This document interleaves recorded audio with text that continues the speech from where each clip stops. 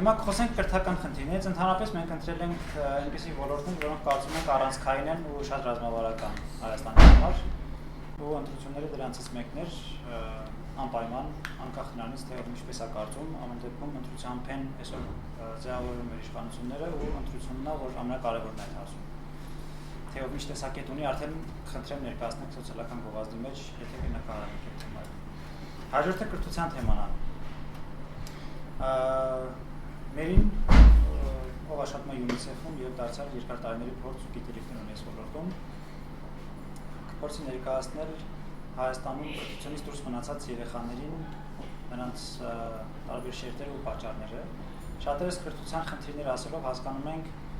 այն խնդիրները, որոնք առաջանում են կրթություն ստանալու ընթացքում, բայց շատ քչերն է, որ տեղեկացված են, որ երեք կարծիք հնչեց 99% հաճախելիություն, այդպիսի թիվ չկա այսօր արդեն, վաղուց չկա այդպիսի թիվ, եթե նույնիսկ պաշտոնապես ներկայացում է 96-97%, նույնիսկ այդ թիվն է սխալ գրված, որտեղ միայն հաշմանդամ երեխաներին հաշվի առնելով այդ թիվը արդեն քչանում է։ Մի խոսքով, մեր ինքը փորձի ներկայացնել բոլոր այն խնդիրները, որոնք կապված են կրթությունից դուրս մնացած երեխաների դպրոց չհաճախելու եւ դրանց պատճառների հետ։ Միգուցե եւ այլ խնդիրներ նույնպես արձարծեք արդեն ընթացքում հարցերի միջոցով կամ պրեզենտացիայի ընթացքում։ Բարև ձեզ, շնորհակալություն Տիգրանին, որ ինձ հրավիրեցիք այս թեմայով ներկայացում անելու համար։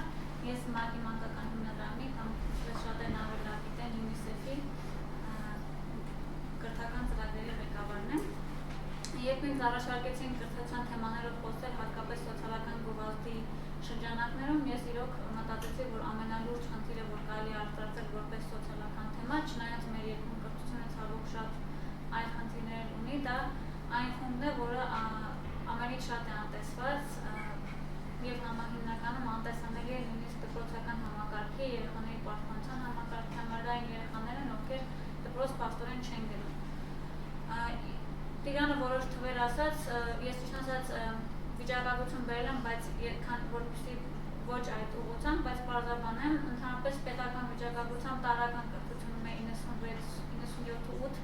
թեթևակի տարբերություններով աղջիկ տղաներ, այսինքն ընդհանրապես տարրական դասաներում է այդքան, երբ նայում ենք հիմնական դպրոցում տատեղում է 87 կամ 90% թվերը, բայց խնդիրը ամեն դեպքում այնքան էլ մեծ չէ, այսինքն իրականում ես չեմ կարծում, որ Հայաստանում 10 երեխայից 9-ը դպրոց չի գնում, խնդիրը այդ վիճակագրական նայած է, որ երբ որ հաշվում են համարիչը, այսինքն դպրոցում եղած երեխաների թիվը, դա պաշտոնապես ադմինիստրատիվ դպրոց գնացողներն են։ Հայտարարը մեր բնակչության թիվն է այդ տարիքային խմբի, բայց քանի որ մեր բնակչության թիվը 3 թեկուզ ամբողջ էր, 3.1 միլիոն իրականում չի, նաև այն թիվը, որ օգտագործվում է հայտարարում, չի համապատասխանում իրականությանը, որտեղ միգրացիայի պատճառով բավականին երեխաներ այստեղ չեն, այսինքն ստացվում է, որ այն երեխեքը, ովքեր Հայաստանում չեն, գրվում է համարիչում, հայտարարում հայտնվում են, համարիչում չկան, որի արդյունքում ստանում են 87% հիմնական դպրոցում ներգրավվածություն, որը նույնպես չնայած մեր պրոբլեմներին, մեր պրոբլեմը այդքան մեծ չէ, 10% չունենք խնդիր դպրոց չհաճախելու։ Այստեղ խնդիր ունենք ավելի շատ վիճակագրական ճշգրտության, որտեղ ցանկացած շատ ուրիշ երկրներում ադմինիստրատիվ իրենց տվյալների բազայում կա հստակ այդ երեխան տվյալ երկրում գտնվում է, թե ոչ, եւ եթե չի գտնվում, արդեն կհաշվարկվի որպես դպրոց չգնացող։ Իսկ մեզ մոտ ցավոք օրինակ Ռուսաստանում ապրող դպրոց գնացող երեխան երևում է որպես դպրոց չգնացող երեխա։ Այդ ուղղակի պարզաբանում, որպես երբ որ տեսնեք վիճակագրությունը, հասկանաք խնդիրը ինչի՞ում է։ Ես ճիշտ ասած անվանել եմ իմ ներկայացումը կրթություն գրեթե բոլորի համար, որովհետև մենք միշտ խոսում ենք կրթությունը բոլորի համար, education for all նախագծի վերաբերյալ, մեր սահմանությունն ասում է, որ կրթությունը պարտադիր է բոլորի համար, բայց այդ բոլոր ասելով հաճախ մենք հասկանում ենք գրեթե բոլորին, այլ ոչ թե բոլորին, որտեղ երբ որ ներկայացումներ ենք անում թեկուզ ուսուցիչների մոտ, թեկուզ մյուսներին եւ որոշ խմբերի անուններ են տալիս, ասում ենք, բայց իրանց ոնց կրթենք, հա, բայց միշտ այդ բոլորը ընկալվում է բոլոր նրանց, ովքեր մենք պատկերացնում ենք, այլ ոչ թե բոլորը իրականում ինչպես որպես քաղաքաց են։ Այսպես որ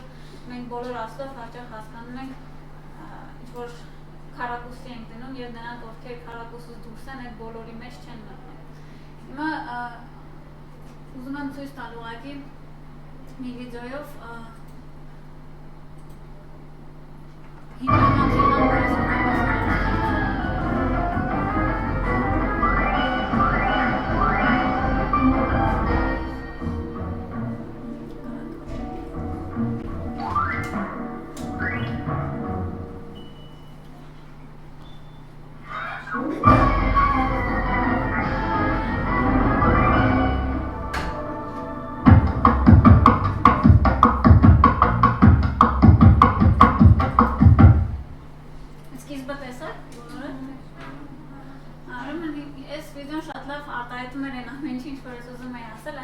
համակարգը ինքը հնարավորություն է տալիս շատ տարբեր ձևերի համար, բայց եթե ինչ-որ մեկ է ձևաչափից դուրս է, մեր համակարգը արդեն չի կարողանում նրան ընդունել իր մեջ եւ ինչպես եւ շատ աշխարհի երկրներում Հայաստանի դպրոցական համակարգը նույնպես պատրաստ չէ շատ տեսակի կարիքներ ունեցող երեխաներին ներառելու իր մեջ։ Իսկ դպրոցը, ինչպես գիտեք, հասարակության հայելին է եւ ինչպեսին դպրոցն է, այնպեսին էլ հետագայում դառնում է հասարակություն։ Երբ որ մենք այս տարիքից մեկուսացնում ենք երեխային, այդ երեխան այդպես մեկուսացած էլ մնում է աշխատանքային շուկայից, մեր հասարակությունից, մեր համայնքային կյանքից եւ այլն։ Ուրեմն մենք վերջերս ՄԱԿ-ի մանկական հիմնադրամը արեց բավականին մեծ հետազոտություն։ Հայաստանում ապրում են շուրջ 8000 վկայագրված հաշմանդամություն ունեցող երեխաներ։ Վկայագրված ասելով, ես երևի լավ շեղեմ, մինչև հետաքրքրեմ։ 8000-ը կազմում մոտապես մեր մանկական բնակչության 1%-ը, իսկ մոտավոր Եվրոպական ակադեմիայի մանկական հաշմանդամության Եվրոպական ակադեմիայի գնահատումով ակնկալելի ցուցանիշը մոտապես պետք է լինի 2.5%, որ նշանակում է շուրջ այդքան էլ մոտ 10-12,000 ևս երեխա կարող են լինել, ովքեր ունեն հաշմանդամություն, բայց գրանցված չեն որպես հաշմանդամ երեխա, կարգավիճակ չունեն եւ հետեւաբար նաեւ չեն օգտվում իրենց հասնող արտոնություններից, ինչքան էլ որ դրանք այսօր փոքր են։ Այդ փոքրիկ թեկուզ հաշմանդամության կենսաթոշակը, վերականգնողական ծառայությունները, անվճար բուժ սպասարկումը, որ իրավունք իրենք ունեն, դրանցից էլ չեն օգտվում։ Այսինքն այդ երեխաները լիովին դուրս են մնում համակարգի ուշադրությունից, բայց գոնե այն երեխաների համար, որոնք համակարգում են, որպես սկզբնակետ մենք կազմակերպեցինք հարցում պարզելու համար նրանց համար մատչելիությունը կրթական, բժշկական եւ սոցիալական պաշտպանության ծառայությունների առումով։ Քանի որ հրապարակումը ճիշտ է հանձնվել է արդեն տպարան, բայց ներկայացում չի արվել, ես ընդհանրապես մի քանի ուղղակի կրթության վերաբերող վիճակագրություն ձեզ կասեմ, որովհետեւ ավելի մեծ հանրային արդեն ներկայացումը կարելի հոկտեմբերի սկզբին։ Կրթության առումով ուրեմն ինչ պարզվեց, որ այդ երեխաներից ասեմ այդ 8000-ից գտանք մոտապես 5000-ից ավել, 5500 շուրջ, մոտապես 66%-ին եւ ընդհանուր առմամբ 18%-ը, այսինքն 5 երեխայից մեկը չի գնում դպրոց։ 12%-ը, ասում 8 երեխայից մոտապես մեկը գնում է հատուկ դպրոց եւ 70%-ը, այսինքն 17-ը գնում են ընդհանուր դպրոցներ։ Սակայն պատկերը այնքան էլ միանշանակ չէ, ինչպես երևում է, որովհետեւ կան մեծ տարբերություններ։ Օրինակ, գյուղական համայնք, եթե ընդհանուր առմամբ 18%-ին որ չէին գնում դպրոց, եթե ներ նայում են գյուղական համայնքներում 23%-ն, այսինքն գյուղում ապրող 4 հաշմանդամություն ունեցող երեխայից մեկը չի կարողանում գնալ դպրոց։ Արդեն պատկերը բավականին ավելի լրջանում է։ Երևանում ավելի լավ, ասենք ընդհանրապես 13%-ը չի գնում դպրոց, սակայն հատուկ դպրոցները գրեթե բոլոր տեղերում նույնն են։ Աղջիկ տղա հարաբերակցությունը 21-17%, էլի փոքր է տարբերությունը, բայց հետաքրքրական է, որ եթե ընդհանուր առմամբ մեր կրթական համակարգում շատ մեծ տարբերություններ չկան սեռից կախված, հակառակը նույնիսկ մի պահ էլ ի վնաս տղաների, այսինքն տղաները ավելի շուտ են թողնում դպրոցը, ավելի ցածր առաջադիմությունն է, մենք ընդհանուր առմամբ ամբողջ հաշվետվության բոլոր պարամետրով տեսանք փոքր, բայց կայուն տարբերություններ, որ աղջիկները հատկապես մարզային քաղաքներում ավելի շատ էին հակված դպրոց չգնալու, մանկապարտեզ չգնալու, քան տղաները։ Ասում եմ, սակայն տարբերությունը փոքր է, ուղղակի կայուն եւ վիճակագրական առումով նշանակությունը կա։ Այստեղ հաջորդ գրաֆում արդեն ավելի լավ է պատկերը երևում, երբ որ անջատում ենք երեխաներին ըստ հաշմանդամության տեսակի։ Ցավոք մեր մոտ հաշմանդամության սահմանումը ավելի դեպի բժշկական ուղղվածությամբ է եւ կան շատ երեխաներ, որոնք ֆիզիոլոգիական խնդիրներ ունեն եւ հաշմանդամության կարգավիճակ ունեն։ Իսկ այդ երեխաներին հիմնականում կրթական կարիքները ինչ որ առանձնացված չեն, որտեղ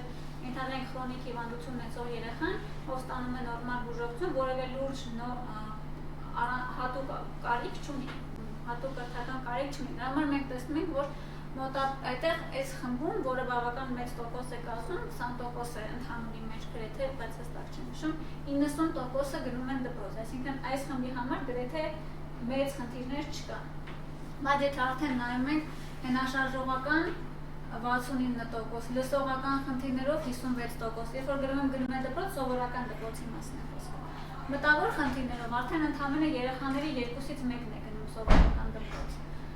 Էպիլեպսիան ճիշտ է ինքը առանձին խումբ հիվանդություն չէ, բայց առանձին խումբ չէ, ուղղակի մեր փորձագետը առաջարկեց, որ քանի որ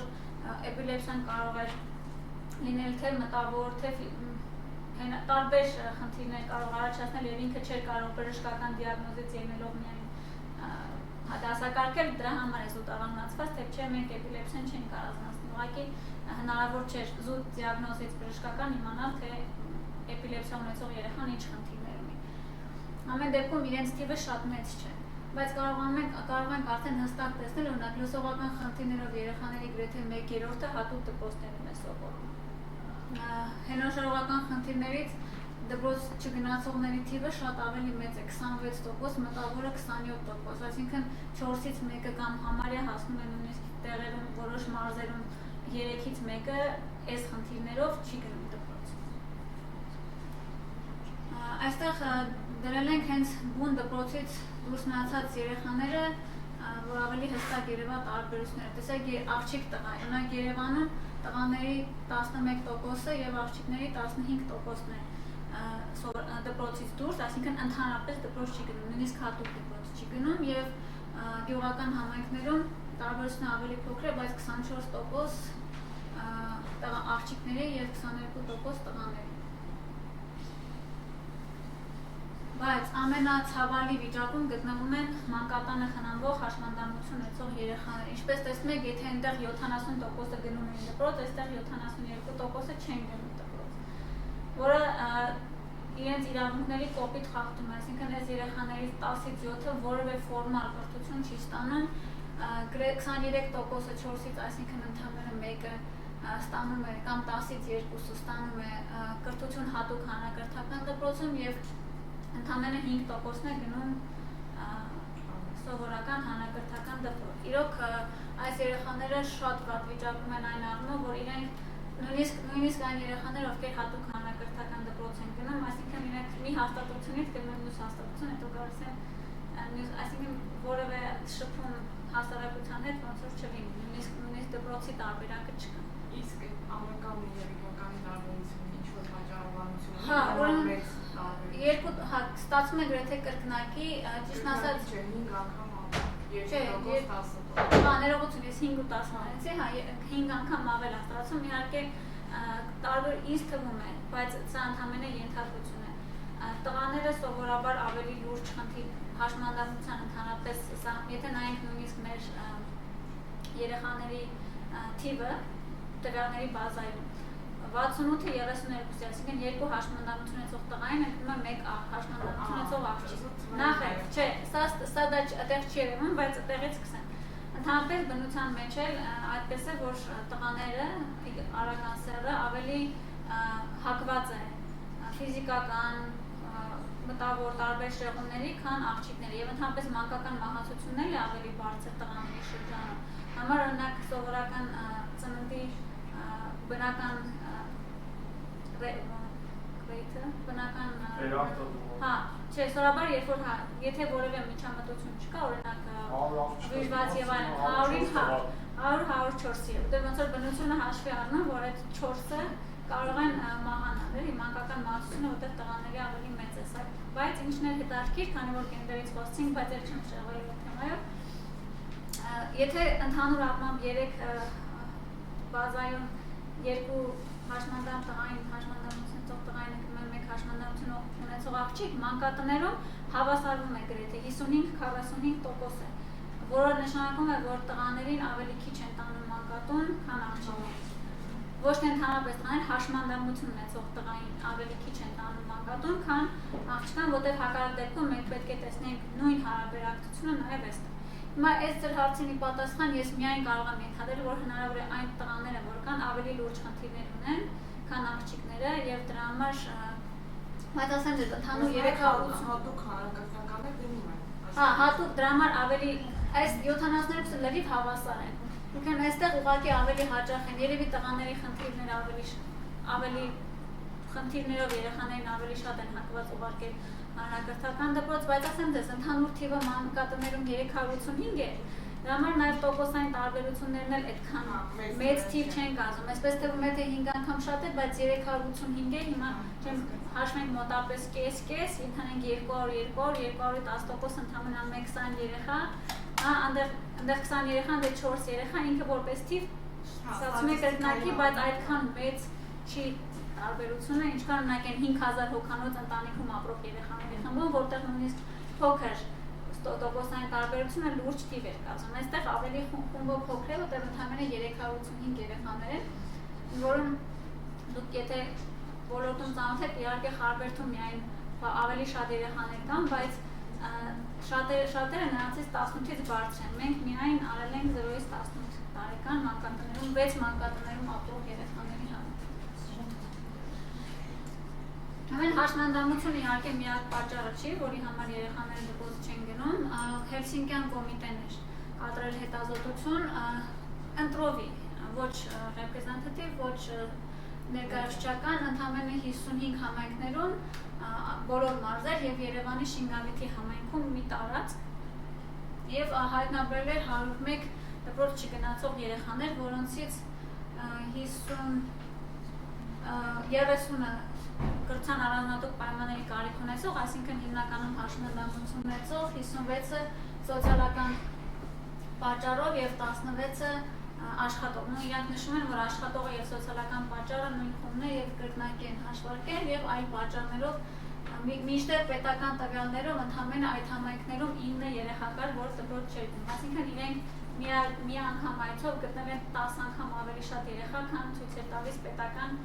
երեխայի պաշտպանության պետական մարմինների կողմից տրամադրված տվյալները։ Ասում եմ բավականին լուրջ է խնդիրը, լուրջ է նաև սոցիալական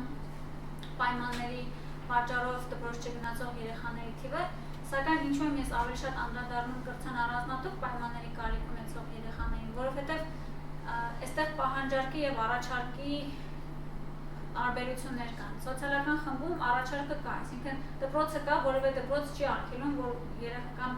ոչ մի արգելակ չկա, որ այդ երեխան, եթե նրա ծնողները ուզենան տանեն, նա գա դպրոց։ Հաշմանդամություն ունեցող երեխայի դեպքում այդ արգելակը կա, նա կարող է ուզենա գա դպրոց, բայց հարթակ չլինի մասնագիտականություն, որ երեխային աջակցի, երեխային լավ չվերաբերվեն։ Սոցիալականի պատճառով այդ խնդիրը չկա, ավելի շատ կա,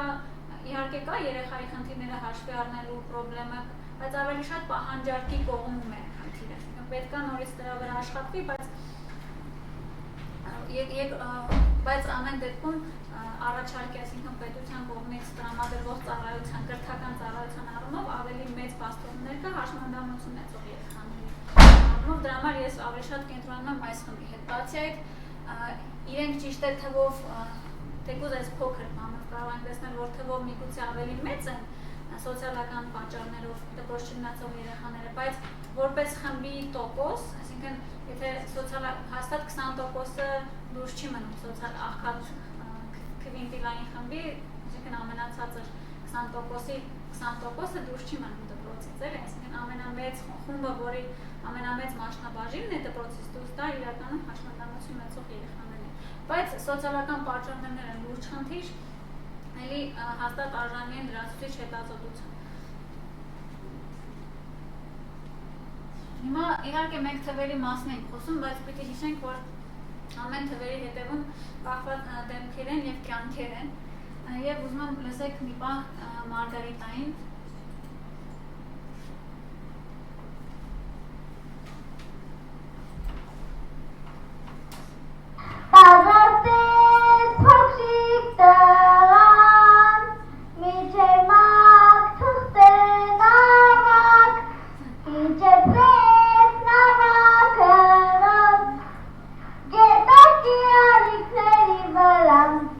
Ինչքան գիտեմ, ինչ որ խոսքեր ես մեր համար պատրաստել, չէ։ Ես պատրաստել եմ։ Ապրես, հիմա կասես։ Ահա։ Շատ ապրես։ Ես Մարգարիտան եմ, 14 տարեկան, ուզում եմ այսօր ձեզ ասել, որ այսպես տարօրինակ մի նայեք իմ սալյակից, ես ձեզանից մեկն եմ։ Եթե կարողանայիք քայլել, կշտի աշխարհում մեկ, ասելով, մի նայեք իմ խղճահարությամբ, այլ ինձ հետ եղեք, հանք միասին, սովորենք միասին, բոլորիս երազանքները իրականություն դարձնենք միասին, քանի որ մենք բոլորս միմյանց կարիք ունենք, իմանալով որ վաղը ինչ շրջապատելու է հոգատար ու բարի մարդիկ, ես ավելի հիշտությամբ եմ հաղթահարում իմ առօրյա դժվարությունները։ Արեկակում ես ձեռք եմ բերել շատ ընկերներ, բայց կուզենայի նաև ընկերներ ունենալ նաև մեր փակում։ Կուզենայի դպրոց գնալ, ինչպես բոլորը։ Մամնի կարողությունը չէ, որ թակադրում է, այլ հոգու ամենակարողությունը, ես միշտ ձեզ հետ եմ հոգով, եկեք ապրենք միասին։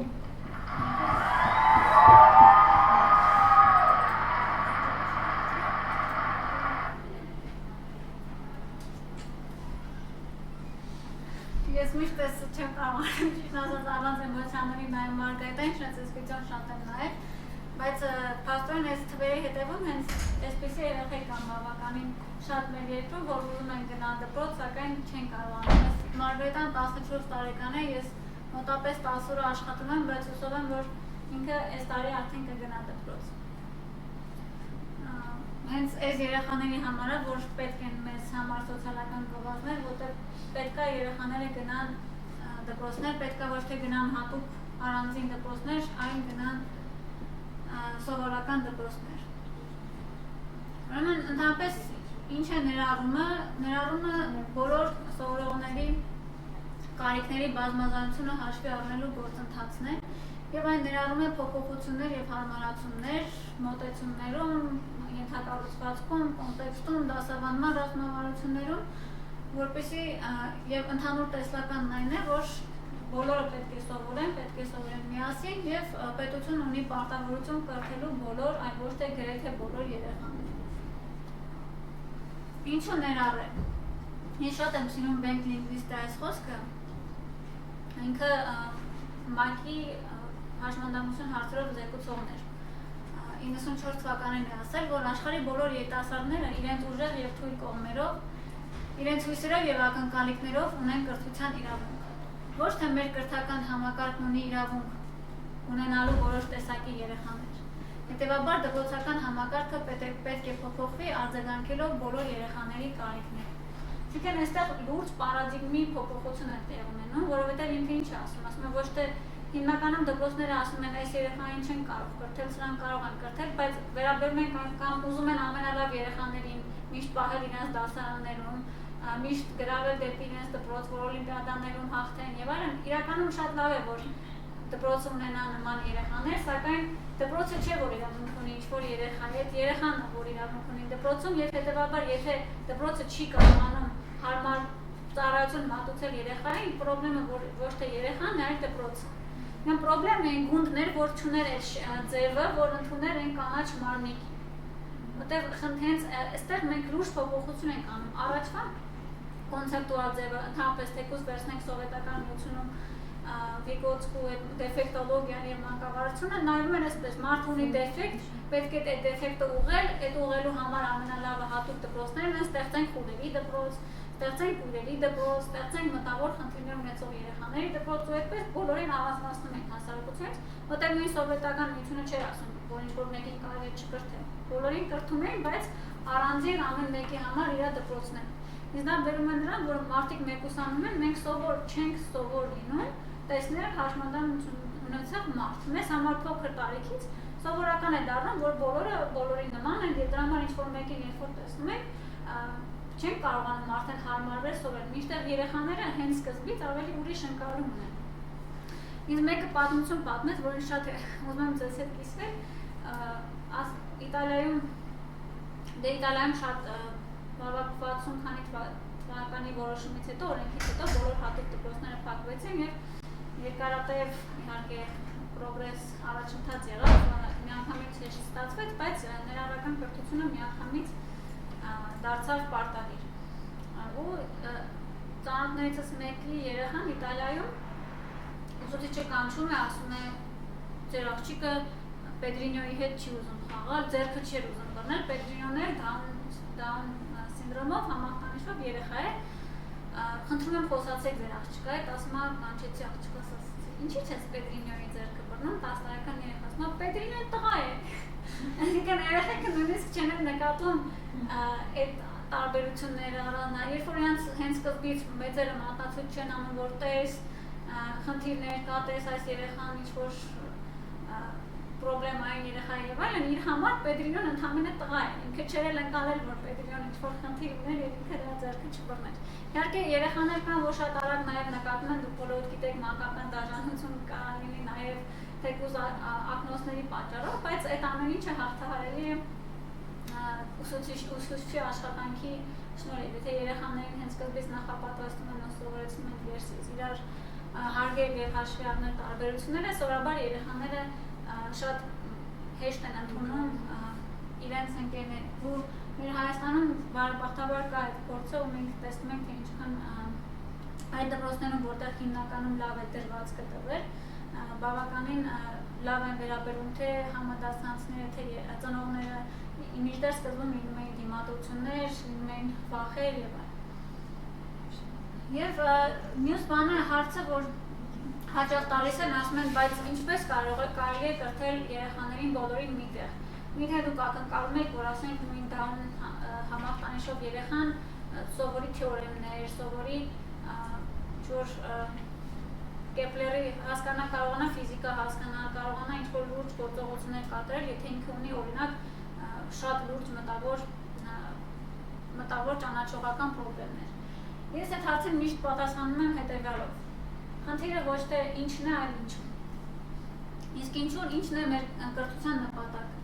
Կրթության նպատակը ըստ երեխաների իրավունքների կոնվենցիայի զարգացնել երեխայի անձը, տաղանդները, մտավոր եւ ֆիզիկական կարողությունները նրա ամբողջ ներուժի չափով։ Թիմի կրթության այդ թեորեմը, սևակը, բոլորը կրթության ընդհանրապես բովանդակություն է, կրթության նպատակը չի։ Բովանդակությունը միշտ կարելի է հարմարացնել։ Բովանդակությունը միշտ կարելի է փոխել, կարելի է երեխայի համար անհատական ուսումնական պլան դնել եւ նրա համար, եթե մյուսները սովորում են ֆիզիկայում թեորեմներ, այս երեխային նպատակ դնել հեռուն եւ մոտիկը տարբերել սառը տաքից, ծանրը թեթևից իր կարողությունների շնորհիվ, որտեղ սա էլի փոխում է պարադիգման, սա էլի փոխում է, որտեղ սա շեշտադրում է, որտեղ կարող ենք արդյոք ասել, որ որևէ երեխային չենք կարող զարգացնել նրա ներուժի չափով, չենք կարող ասել, որտեղ իրոք կան երեխաներ, որոնց չենք կարողանա սովորացնել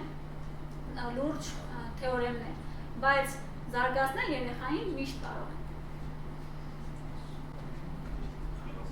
Ընդհանրապես ներառումը ունի մի քանի տեսանկյուններ, նախ մարդու իրավունքի տեսանկյունից հաշմանդամություն ունեցող անձանց իրավունքների մասին կոնվենցիան հստակ ասում է, որ չի կարելի երեխային անջատել, մեկուսացնել ընդհանուր կրթական համակարգից իր հաշմանդամության պատճառով։ Հստակ սա իրավունքի տեսանկյունից պաշտպանվող սկզբունք է։ Եվ արդյունավետության տեսանկյունից նա դրական փոփոխություններ է բերում բազմազանության նկատմամբ ընդհանուր դպրոցներում, ավելի մեծ նվաճումներ է ունենում երեխայի համար, քան մեկուսացված միջավայրում, որտեղ հաշվի առնենք, որ մեկուսացված միջավայրում նաև չկան այդ արտաքին ստիմուլները, որ նրանք որոնք կխթանեն երեխային ավելի լավ սովորելու, ավելի բացի այդ նրանք ավելի թույլ ծրագրերով են սովորում, էլի ստանդարտացված, այլ ոչ թե իրենց անհատական ուսումնական պլանով, որը որ ուսուցիչը կամ ուսուցչի օգնականը հետևում է եւ նա կարողանում է ավելի լավ զարգանալ,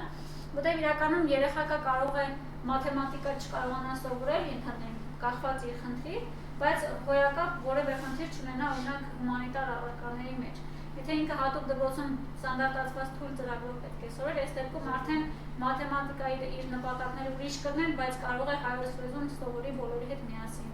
Որոշ առարկաներ սովորական ծրագրով անի, որոշ առարկաներ իր անհատական ուսումնական պլանով։ Իհարկե նվազեցնում է խարանը, ստիգման եւ հաշմանդամություն ունեցող ապահովում է սոցիալական ներառումը։ Ռեսուրսների վերաբաշխման արդյունքում ծախսերի ցածր մակարդակ է գրավում, մենակ դուք չգիտեմ, տեսել եք թե չէ,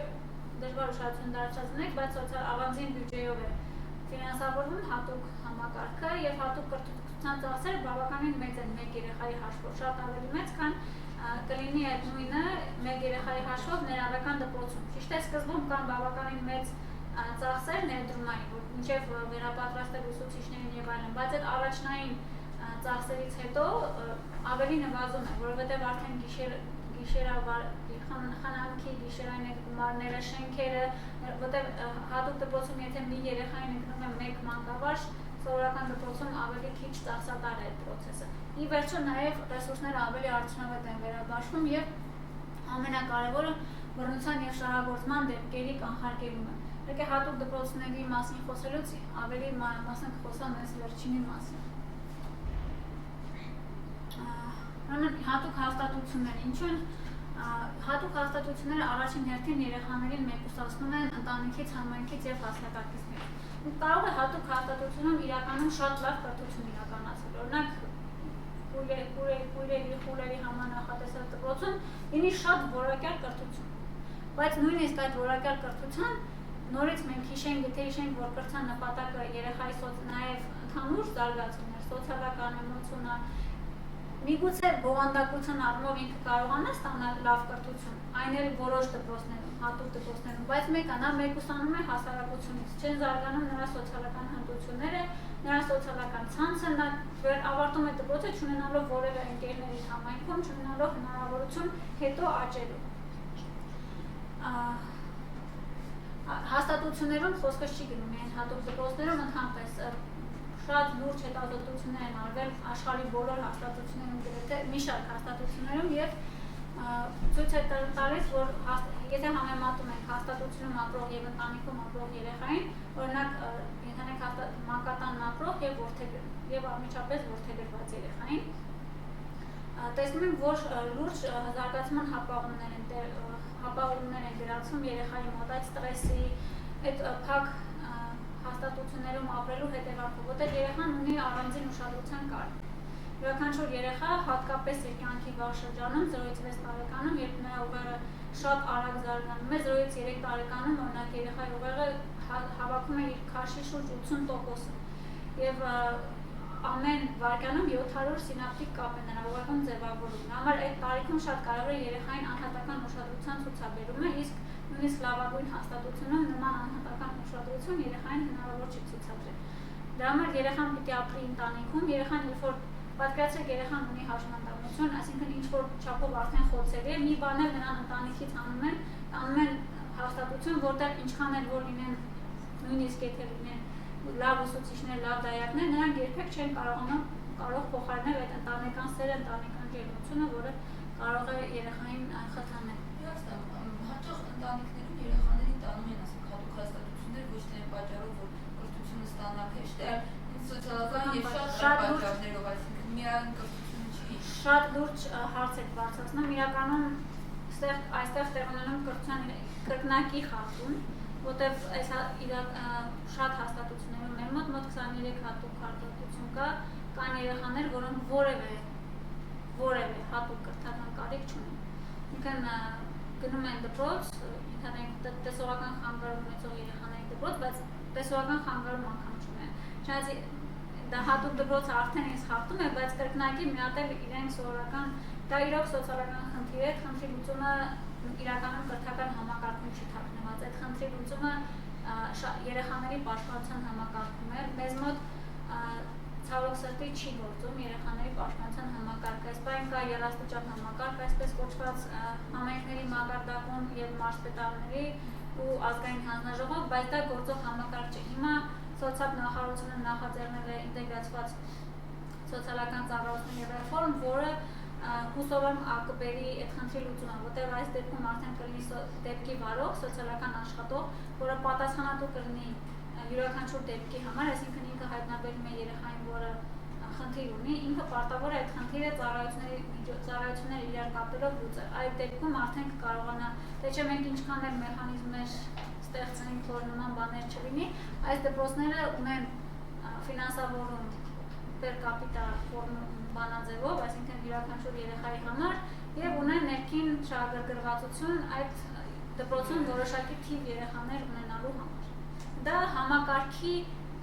խնդիր է, այսինքն ես այստեղ նույնիսկ անձերին չեմ նկատում։ Համակարգը ֆինանսավորման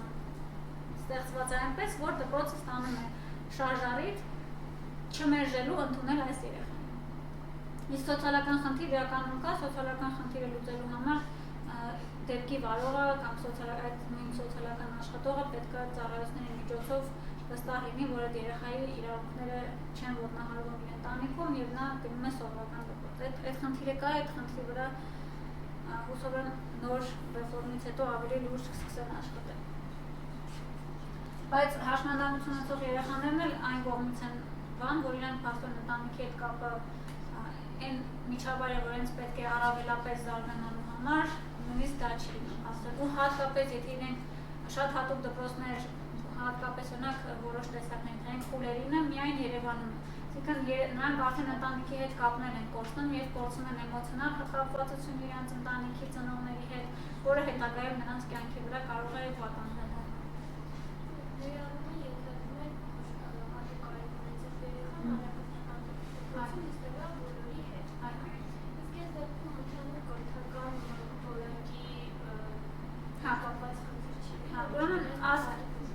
Հիմնականում հատուկ կրթական կարիքը կարող է լինել երկու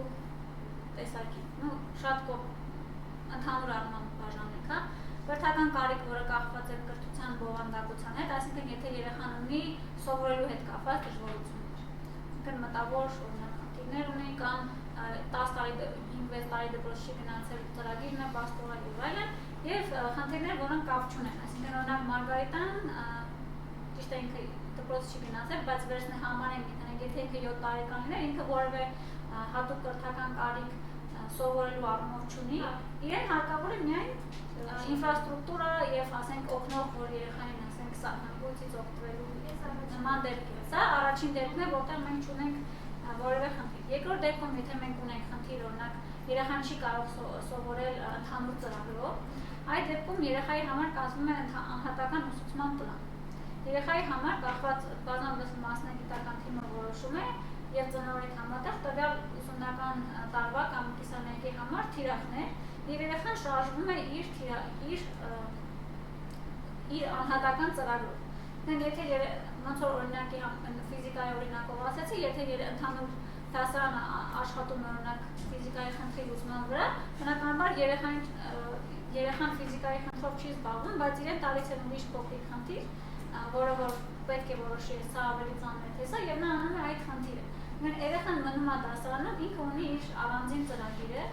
բայց օրինակ որոշ այլ դասերի ժամանակ փորձում են հնարավորինս իրեն հետ ներառել։ Այսինքն սա արվեստ է ինչ-որ չափով։ Ինքը գիտություն չի, հա, ինքը գիտություն չի, ես համաձայն եմ, բայց շատ տարիների փորձային երկրներում որտեղ որ դա արվում է, ցույց է տալիս, որ դա հնարավոր է։ Եվ դա հնարավոր է դառնում հիմնականում Հայաստանի դեպքում օրինակ այն դպրոցներում, որտեղ ավելի հատկապես տնօրենի անձը կարողանում է այդ ուսուցչական կազմին ներշնչել, ոգեշնչել, որտեղ լուծումներ միշտ գտնում են։ Դա իրականում շատ դժվար է եւ կարող եմ ես միշտ ասում եմ, որ դա արվեստ է, որտեղ հիմա ես մի բան չեմ կարող հենց սկզբից բաներ, ինստրուկցիաներ գրել, թե որ դեպքում ինչ պետք է անել, բայց հիմնականում անում են։ Օրինակ Անահիտ Վաղշանին գիտեք երևի շատերը, ինքը 27 դպրոցի տնօրենն էր, ով առաջին ներառական դպրոցներից մեկն է, եւ իր մոտ երբ որ եկավ Անին, ես Անին իր մոտ եկավ առաջին անգամ մտավ տնօրենի կաբինետ, ինքը ասեց՝ «Վայ Գալիկ ջան, արի» եւ Անին ապտակեց։ Այսինքն լավ պետք է մոտիկալար չես նոր։ Չէ, բայց նույնիսկ չէ, հիմա սկիզբը պատկացեք ինչ երեխա, որը հուզակամային լուրջ հանգարումներով, ինչ-որ մտավոր խնդիրներով եւ Անին նրան ապտակել է։ Որից հետո այդ Անի հետ սկսեցին աշխատել, ասում եմ սկզբում դասի ժամանակ բոռումներ թքում, ինչ-որ ասենք նույնիսկ այդ թքելու բանի սովորություն ասում, բայց հետո քիչ-քիչ ինքը ձեռքաբերում սոցիալական հմտություններ, ձեռքաբերում ընկեր, ասում մի հատ ընկեր ուներ, որ նախորդ չենք կարող իմանալ, ասում մի հատ տղա կար, որին լսում էր, երբ որ տղան ասում այն ջան խելոք մնա, Անին խելոք է։ Այսինքն այդ նման բաները երբեք չես կարող նախորդ իմանալ, թե ինչ լուծում կլինի, հիմնականում լուծում լինում է, որտեղ երեխաները հաճախ երբ որ ընդունում են, իրենք են գտնում լուծումներ։ Ու այդ նույն երեխան, որ եթե լիներ հատուկ դպրոցում կամ դպրոց չգներ, հնարավոր է լուրջ այդ վարքագծային շեղումները նույնիսկ ավելի խորանային, դպրոցում հակառակը հղկվում է։ դպրոցը մղվում է, որտեղ երեխաների հետ սովորում են խաղալ, հասկանում են, որ թեքերը լավ չի, իր հետ չեն խաղում, եթե ինքը թքում է, եթե չի թքում, խաղում են, ուրեմն պետքա չթենք, եւ պետքա խելոք նստել։ Դրանց սկսում են սովորել, կամ երեխաներ կա 10 րոպեից ավել չեն կարողանում նստել դասի ժամանակ։ Այդ դեպքում էլի պլան եմ դնում, առաջին ամիսը 10 րոպե են նստում դասերին, հետո կես ժամ, հետո ավելացնում։ Խնդիրը ես Պորտուգալիայի կրթարությունից մի աշխատող երբ որ ներկայացնում էր, ասցին բայց իրանք որտեվ անցել են 120 հատուկ դպրոցներ, վերածել են ռեսուրս կենտրոններ եւ բոլոր երեխաներին բերել են ներառական դպրոցներ, հարցեցին, ասենք ինչ խնդիրներ, բանասից խնդիրներ ինչքան ուզեք։ Ասեց բողոքներ, ուսուցիչներ ինչքան ուզեք, բայց ասեց no excuses policy is the key, այսինքն առանց արդարացումների, եթե մենք դնում ենք տեսլական, եթե դնում ենք նպատակ, պետք է առաջ գնանք, որտեղ սա է ամեն, սա մարդու իրավունքների կոնվենցիան, երեխաների իրավունքների կոնվենցիան, հաշմանդամների կոնվենցիան տանում են դեպի սա, եթե մենք չգնանք, մենք միշտ կարող ենք գտնել արդարացում, թե ինչու չանել ներառական կրթություն, բայց քանի որ դրել ենք մեր առաջ նպատակ, ունենք տեսլական, տեսել ենք ինչքան կյանքեր են փոխվել սրա շնորհիվ, պետք է առաջ գնանք եւ փորձենք անել։ Իհարկե։ Բայց շատ երեխաներ հանրակրթական դպրոցում որոշակի առարկներ, որոշակի դրություններ իրենք չեն կարող ադապտացվել միջավայրին։ Ես մեր դասարան օրինակ գտել եմ, մեր դասարան կար 5 տարեկանից, որ 5 տարեկան էր եկել դպրոցը, քիչ էր աս աշակերտները։ Եվ ինքը աշճանաբար մեկուսացել ու սկսեց չարությամբ լուծվել աշակերտների դեմ։ Մենք ու դառը այն աշճան, որ այսօր է տղա 6 տարեկան կալանավորված։ Չէ, դες խնդիրը շատ տարան է, բայց այդ երեխաները դա հələ ինքը 5 տարեկանը չէր ասում, այդպես չմերվեց, բայց ինչքան ենթադրենք խուլ երեխա է, ինքը ստմա դասի չի ասում, ջղայնանում է իրան մեր երեխա ուսուցիչը ծաղրե, ինքը աշճանաբար կմեկուսան։ Համարը հիմա ասեմ ուղղակի բացատրեմ նորից ներառական կրթություն չի նշանակում բարձի թողը երեխային թողնել դասարանում եւ ինչ ինքը ոնց ուզում է անի, հենց խնդիրն այն է, երբ որ Սոցիալական դիրքից է ասել։ Հա, ներառական կրթության ամբողջ իմաստը այն է, որ կրթական համակարգը, դասարանը, process-ը հարմարացնում է երեխային։ Այսինքն, եթե ուսուցիչը տեսնում է, կապ չունի, որ այդ երեխան արագ չուներ որևէ։ Եթե ուսուցիչը տեսնում է, այս երեխան մեկուսանում է, այս երեխան չի հասնում, շարքում է երեխան ունի լրացուցիչ օգնության կարիք։ Ու այդ լրացուցիչ օգնությունը երեխային արդեն տրամադրվում է։ Ամբողջ գաղափարախոսությունը ներառական կրթությունը միայն հաշմանդամություն ունեցող երեխաների համար չի։ Ներառական կրթություն նշանակում է կրթություն բոլորի համար։ Կարող է երեխան 5 տարի Ռուսաստանում է եղել, եկել է դպրոց եւ հայերենը չի հասցնում։ Այդ երեխան նույնպես ունի լրացուցիչ աջակցելու կարիք։ Երեխան եզդի է,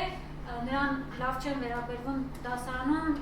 ուսուցիչները հաճախ ընդորում մեր մոտ այն խառը համայնքներում դա լինում է,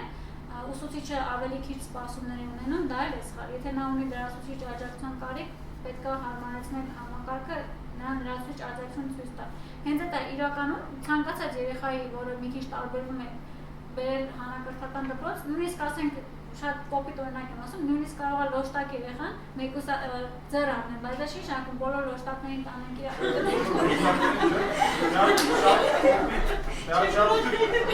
հիմնական ասացված կա, որ ասում է էցի լավ է, կամ իսում ոչխարի։ Ուրեմն երեխան, եթե նման արատներ, ես չեմ ասում, լոշտակի համար կարող է ձեռ առնել, բայց նման մտավոր արատ ունեցող կամ ենթադրենք խուլ ու ամր երեխեք ամենավ այդ իրար հետ, որովհետև ենթադրենք ունեն մասնագիտացված ուսուցիչ, ուսուցիչ ավելի լավ գիտի իրաց ուսուցիչի մասին, նրանք միմյանց ավելի լավ են շփվում։ Քան ընդհանուր երեխաները, որ երեխաները չեն պատկերացնում, ինչքան հիմա խուլը համրը առանձին կպատասխանեմ, ես ձեր հարցը հասկացա, խուլը համրը առանձին պատասխանեմ, մնացած առանձին, ուրեմն մնացած ցանկացած կարիքների դեպքում իրականում բան չկա, որ մտավոր խնդիր ունեցող երեխան, օրինակ, նա պարզ բացեմ, ունենք խոսքի խանգարում ունեցող երեխաների դպրոց։ Եթե երեխան ունի խոսքի խանգարում, ինչպես կարող է իր խոսքը լավացնել, եթե ինքը մյուս խոսքի խանգարում ունեցող երեխաների հետ է։ Երբ որ երեխայի խոսքը լավացնելու համար իրան պետք է խոսել եւ ասել ճիշտ խոսք։ Մասնագիտական օգնություն պետք է տալ։ Օրինակ, կույր երեխան, եթե գտնում է սովորական դպրոցում, ոչ մեկ չի ակնկալում, որ ինքը պիտի դասագիրքը վերցնի ու կարդա։ Եթե որ երեխան հանրակրթական դպրոցում է, նրան տրամադրվում է նույն բրայլյան գիրքը, նրան տրամադրվում է ձեր ասած հատուկ մանկապարժը, ով որ իրան դասերից հետո սովորեցնում է բրայլով կարդալ։ Կամ տալիս են աուդիո նյութեր, որ կարողանա ինքը լսել։ Մտավոր խնդիր ունեցող երեխան ինչպես կարող է իրան ավելի լավ զգալ, մյուս նախ կարող է չհասկանալ, որ որ մյուսներն էլ մտավոր խնդիր ունեն, այսինքն ինքը այնքան տարբեր մտավոր խնդիրներ ունեն, որ այդ տրամաբանությամբ պետք է բոլոր խնդիրները առանձնացնենք, ինքը մարդկային հասարակությունը տարբեր խնդիրներ առաջ բերի։ Եթե ուզում ենք այս երեխան հետո շփվի հասարակության մեջ, հետո մեր անդամը դառնա, ինքը պիտի մեր մեջ մեծանա, ինքը էլի ունի իր անհատական ուսուցման պլանը, էլի եթե ունի ինքը մոտորիկայի խանգարում, էլի ինքը ունի մանկաբարձ, որ իրենցով հետո փորձում է օգնել, նորից կարող է լինել իհարկե ինչքան երկիրը ավելի շատ ռեսուրսներ ունի, ավելի շատ լրացուցիչ օգնություն կարող է տալ, բայց այսօր մեր դպրոցները ունեն արդեն ներառական դպրոցներ, ունեն թիմեր, ովքեր օգնում են այդ երեխաներին հաղթահարել լրացուցիչ դժվարությունները, բայց խնդիրը այդ շփումն է, որտեղ այն երեխան, որ ավարտել է հատուկ դպրոց, ինքը որևէ ընկերներ դրանից դուրս չունի, ու մենք սովոր չենք։ Հիմա այն, որ այս պահը մեր մոտ դիմադրություն է, թեկուզ մեր ուղերձներում առաջացնում են, որ մենք սովոր չենք, մենք դպրոցում չենք տեսել, չենք պատկերացնում, ոնց կարող է մտավոր խնդիր ունեցող երեխան մեր դասանում սովորել։ Բայց եթե մենք հենց սկզբից տեսնում ենք, որ դա հնարավոր է, որ դա ստացվում է, որ դա առաջ է գնում, ես ունեմ փորձեր, տեսել եմ փորձեր աուտիզմով երեխաներ եւ այլն, որոնք դպրոց են գնում ու կարողանում են հաղթահարել այդ դժվարությունները, իրենց ձեռ չեն առնում, իրենց խնդիրներ չեն առաջացնում, ես վերջերս նույնիսկ աուտիզմով մի հատ երեխայի էքսկուրսիայի ժամանակ թանգարանի աշխատողը ասել թող շարունակի դուրս գնա, այս երեխաները բողոքել էին, իրանքել էին դուրս եկել, նման մենք ոչ մեկը չենք ուզում թանգարան գալ, հետո ասենք երեխեք արդեն սովորում են, երբ որ բոլոր տեսակի փորձը ցույց է տալիս, որ հաշմանդամության նկատմամբ որևէ կարծրատիպ չես կոտրի, մինչև որ նրանց հետ չշփվես։ Ես դուք եք հաստատ բոլորս կվախենում, մեր մոտ վիսերալ վախ առաջանում այն բաներից, որոնք մենք ծանոթ չենք։ Եթե ինչ-որ բան մեզ անծանոթ է տարբերը, դա մեզ վախեցնում է։ Եթե մենք չենք ապրել մտավոր խնդիր ունեցող, մեզ հենց առաջ անգամ տեսնում եք, sense մի տեսակ անհանգիստ ենք, չես զգում ես։ Այդ անհանգստությունը կա, եթե դու հենց սկզբից ապրել ես ու գիտես, որ նա հասարակության մասն է, ոնց որ հիմա եվրոպական շատ երկրներում դաունով համախտանշող մարդկանց աշխատանքով հանգիստ ապահովում են, ոչ մեկ արդեն խնդիր չի ունենում գնաց տարված եւ այդ մարդու սուրճ գնա։ Բայց մեզ մոտ դա դեռ չկա, որտեղ պետք է սկզբից սկսել։ Այդ վերջ աղջիկը հետո ես ուղղակի ուզում եմ ասել, որ շատ մեծ հարց է, ով է իրականում ավելի շատ շահում է ներառական կրթություն։ Եթե մեկ եք դառնում ավելի կատարել ավելի մարդկային երեխաների հետ շփվելով իրենց օգնության ձեռք շատ ճիշտ կետ բացացեցիք, որտեղ իրականում արվել են նաև հետազոտություններ, թե ինչպես է ազդում մյուս երեխաների վրա, իրոք նրանք դառնում են ավելի գթասիրտ, ավելի մարդկային, ավելի հեշտ են սկսում ընդունել տարբերություններ, ընդ որում ոչ միայն հաշմանդամություն առումով տարբերություններ, ցանկացած ուրիշ կրոնական կատակներում կամ շահառուներում դեպի ավելի առողջ ինքը ավելի մարդկային մարդ է ձևավորում երեխայի մեջ, երբ որ երեխան հենց սկզբից սկսում է հասկանալ, սիրել իրենից տարբեր երակի։ Ասեք ունենք Եվրոպայում ունենք բան չկա, որ ազգավետ երեխաներին նորմալ երեխաներին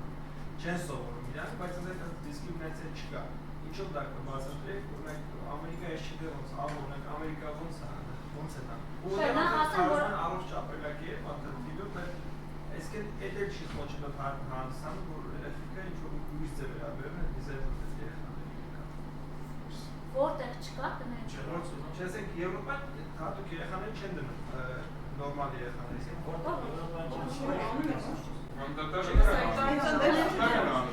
ուրեմն մեկ նա ասեմ, որ հատուկ դպրոցներ չէ։ Այսօր երկու երկիր կա, որ ընդհանրապես հատուկ դպրոց չունի, արդեն երրորդը կլինի Պորտուգալիան, Իտալիան, Շվեդիան եւ Պորտուգալիան են։ Հիմնականում բոլոր երկրներում կան հատուկ դպրոցներ, բայց նրանք շատ փոքր մասնաբաժին երեխաների, այսինքն այն շատ ծանր,